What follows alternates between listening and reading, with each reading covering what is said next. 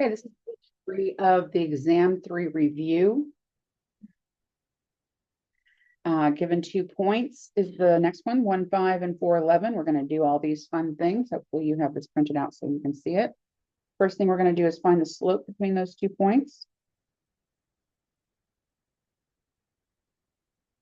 All right, slope is, if you don't know it, please put it on your note card.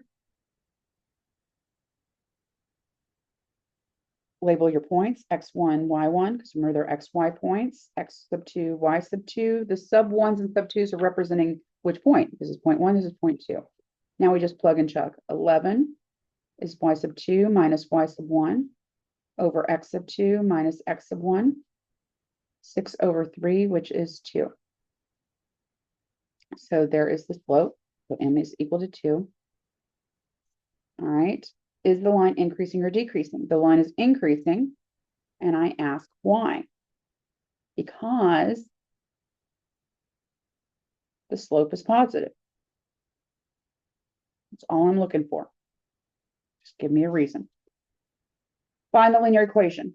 So f of x is equal to, and it's mx plus b, right? Mx plus b. And our m is 2.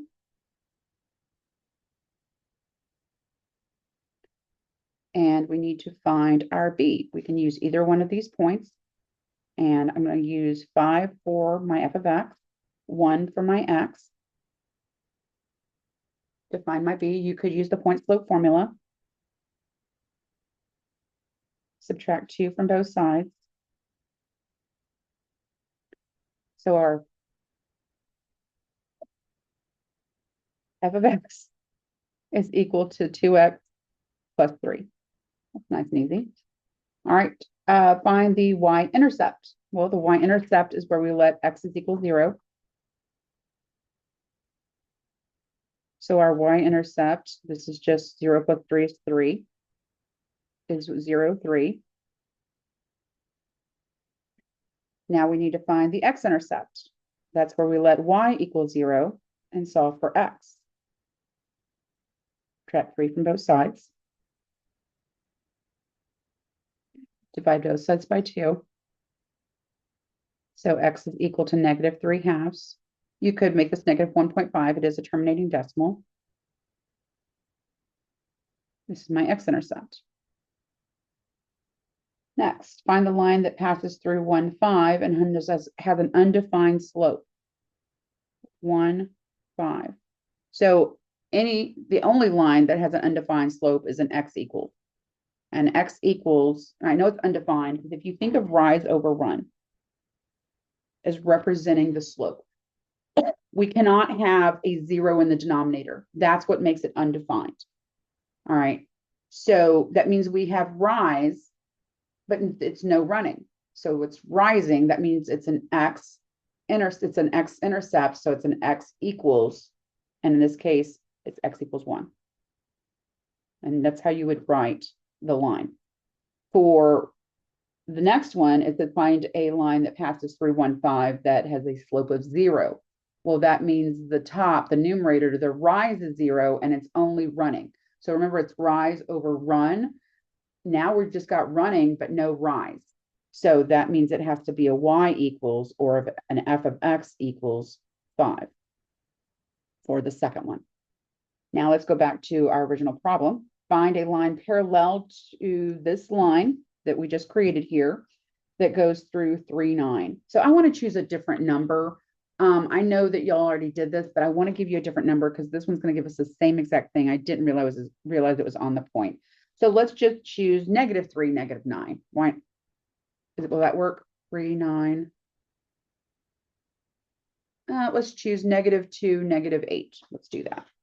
-2, -8. And let's just create another line that goes through 2x plus 3, but it goes through this point here. I'm hoping this doesn't work. Let's see, -8. Yeah, it'll be fine. So we take, I want it to be parallel, so it has to have the same slope as this one. So m has to be 2 because it's parallel. I'm going to use the point slope formula now. Y minus y sub 1 is equal to m x minus x sub 1. I'm going to use that instead of the y equals mx plus b to create my line to make some of you happy. If you don't know how to do this, it's just another form. You could use y equals mx plus b to create your line as well. It's totally your call, right? So y sub 1 is -8, same slope, and then x minus x sub 1. Clean it up. Distribute your 2. Please distribute to both terms in the binomial. And then lastly, subtract 8 from both sides. Yay, got a different one. And change this y to f of x, because we do know about functions now.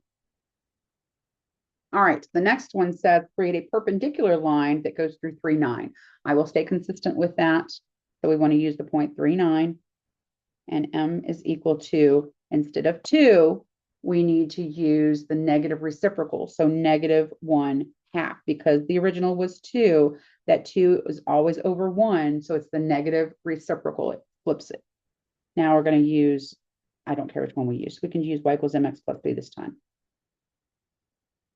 So y is 9, m is -1/2, b is, I'm sorry, x is 3. We're looking for our b. Let's go ahead and tidy this up. -3/2 plus b.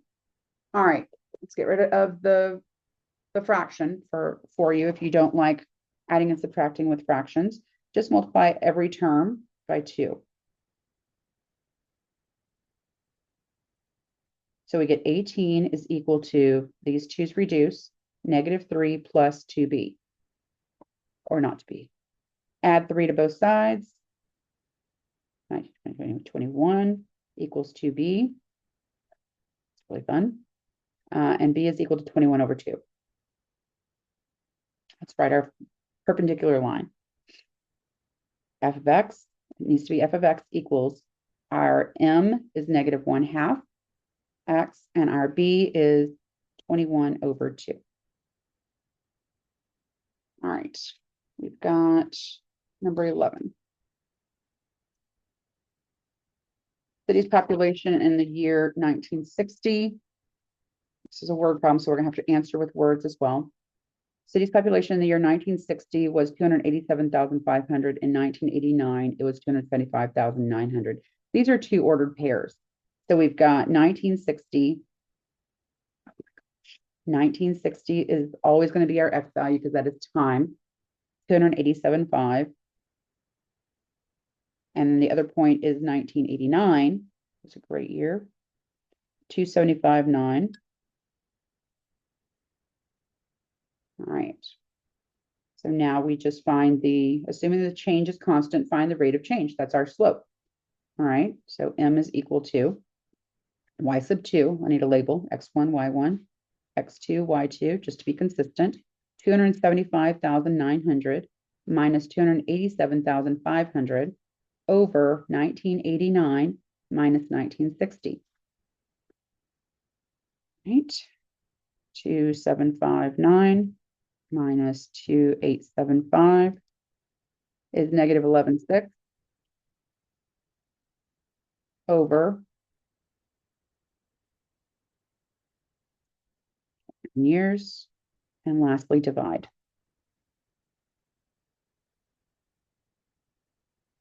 -400. So the rate of change is -400.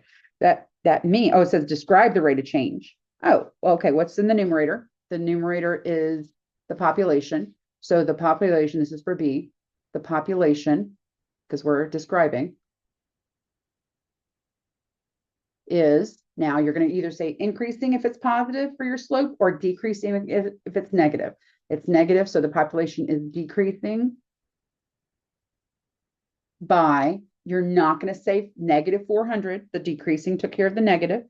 So by 400 per year.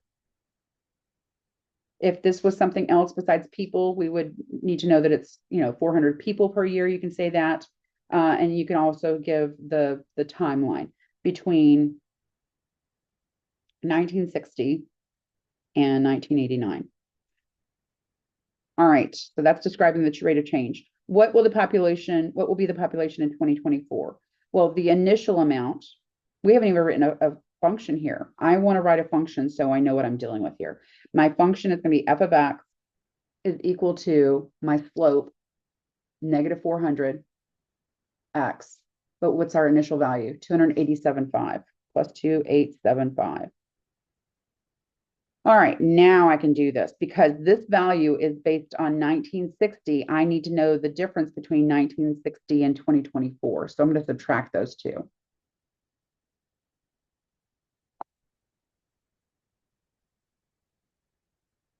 $64 years. So f of 64 years. F of 64, because time is your x value, negative 400, and where the x is, you're going to put 64. All right, so times negative 400 plus 2875 is 261,900. So what will the population be? This is for C. The population will be, or was, pick a verb, 2619, 261,900 in 2024. For D, when will the population reach 225,000? Now, the population is our f of x. So let f of x equal 225,000 and solve for x, which is going to be the years after 1960. Negative 400x plus 287.5. Subtract 287.5 from both sides.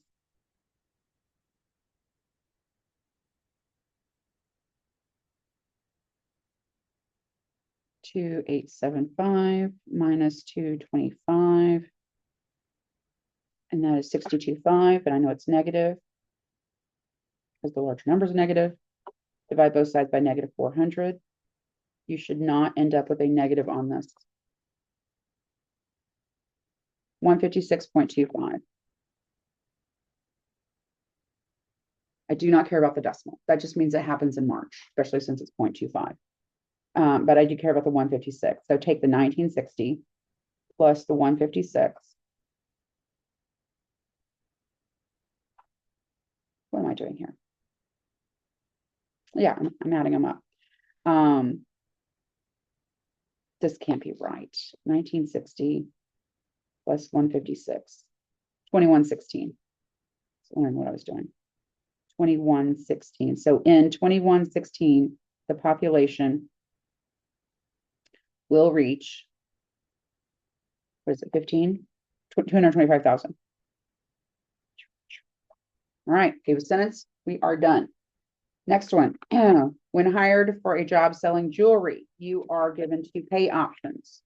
A base salary of $17,000 a year with commission at 12% of your sales, or base salary of $20,000 a year with commission of 5% of your sales.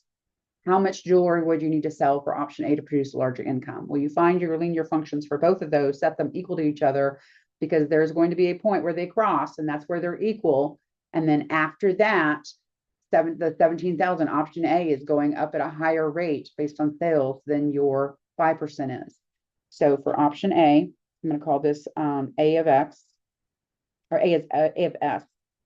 Option A, based on my sales, I get 17,000 a year plus 12% of my sales, and percents need to be changed to decimals.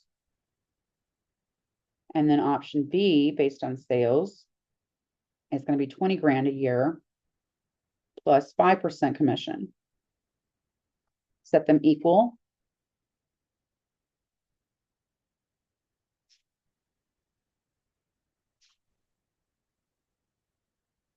All right, and this solve for S.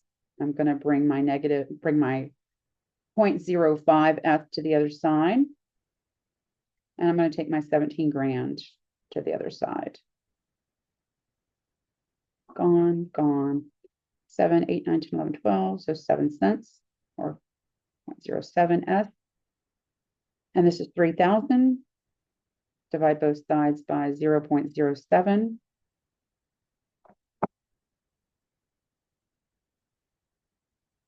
is 42,857. This is dollars.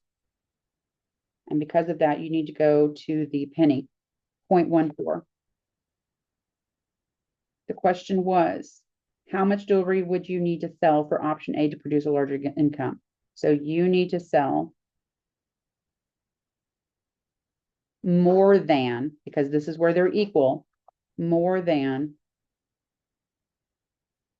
$42,857.14 in jewelry for option A to produce a larger income.